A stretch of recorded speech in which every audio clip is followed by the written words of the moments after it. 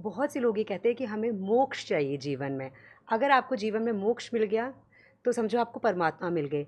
तो क्या ज्योतिष हमें मोक्ष का रास्ता दिखाता है? अनु, बहुत बड़ा सवाल है।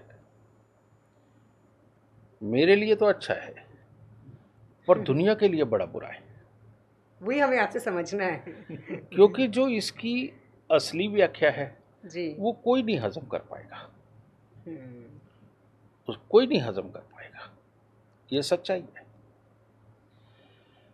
कारण क्या? मोक्ष। मोक्ष का मतलब है मरते हुए जब आपके मन में कोई तमन्ना ना हो, आप पूरा अपने आप को सरेंडर करके इस तरह से बैठे हुए हैं कि नहीं, मैंने अपनी सारी जिम्मेवारियां पूरी कर ली, मैंने जीवन के अंदर जो भी कार्य करने थे मैंने वो सारे निपटा लिए, और अब मेरे को कहीं पर भी मोह माया नहीं रही, मैं करके थक गया हूं। जी। तो अब तो अच्छा है कि मैं एक अच्छी आत्मा के रूप में जी लूं, प्रभु चरणों में जाके लीन हो जाऊं। उसे बोलते हैं मोक्ष। पर तेरे को पता है, इस मोक्ष को पाने के लिए जन्म कुंडली के अंदर एक बहुत ही सुंदर योग होना चाहिए। उसके बिना मोक्ष किसी को नहीं मिल सकता। अच्छा। उसके बिना मोक्ष किसी को नहीं मिल सकता। हुँ।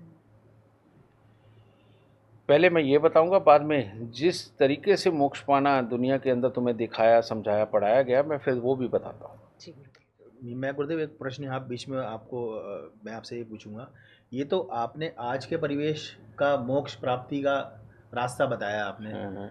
तो जो ये कंदराओं में साधु महात्मा बाबा जो ये कमंडल हाथ में उठाए बड़ी बड़ी जटाएं करके ये घूम रहे हैं, ये किसके लिए घूम रहे हैं? मैं यही बताने लगा था कि पहले मैं ये वाला मोक्ष बताऊंगा जो मैंने कहा है, अच्छा सब कुछ अच्छा। भोगने वाला। और एक एक मैं वो बताऊंगा जिसको तुम जानते हो। अच्छा। मैंने यही सब बोला था। बिल्कुल। वो ये बड़ा हाँ। मतलब कंट्रोवर्शियल टाइप का है ये। हमारे राजे महाराजे हुए करते थे। अगर हम राजा दशरथ जी को भी ले लें, कितनी रानियां थी उनकी? 4। नहीं बेटा, सैकड़ों थी। नहीं, हमने तो 4 ही हमने देखी है। बस 4। 4 ही पता है हाँ तुम्हें? जी, हमें 4 ही पता है जाइए गुरुदेव। आप जा कर के देखिए, पढ़िए दोबारा कि सैकड़ों थी। दशरथ जी की रानी। हाँ हाँ, ठीक है, 300 समथिंग थी। अच्छा। ठीक है, ये भी बता। उसके बाद में और बड़े बड़े इतने राजाएं हुए हैं, उनके पास पे भी अगर आप देखो तो उनके पास जर जोरू जमीन, किसी चीज की कोई कमी नहीं थी। हाँ जी। वो सारे सुख भोगते थे, लड़ने वाली जगह लड़ते भी थे, जहां राक्षस के रूप में कोई सामने आ गए वहां अपनी ताकत भी दिखाते थे और अपने लोगों को बचाते थे। लेकिन अगर आप भोग की बात करें तो दुनिया का कोई ऐसा ऐश्वर्य नहीं है जो वो नहीं भोगते थे।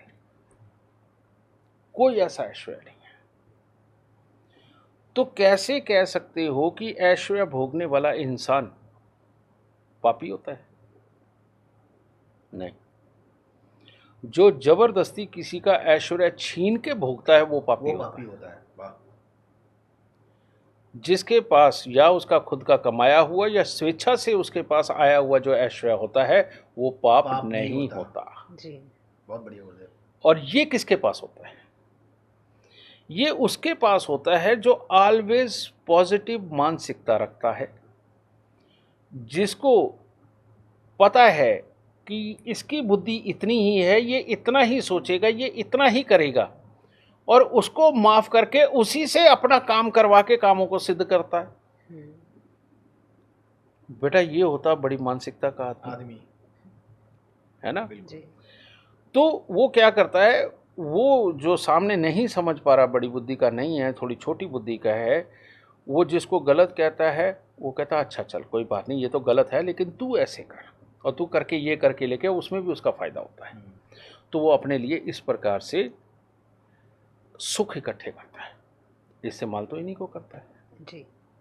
है ना?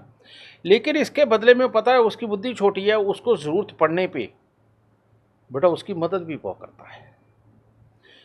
अब उसने पहले इस्तेमाल करके अपना फायदा कमाया, फायदा कमा करके अब उसके मन में है कि मैंने इसका फायदा उठाया, लेकिन जरूरत के वक्त में उसकी भारी सी मदद करके हाँ बिल्कुल, उसने वो बोझ खाली किया। हल्का कर लिया आपने। अब उसकी नज़र में वो भगवान बन गया और मेरे पर से बोझ उतर गया।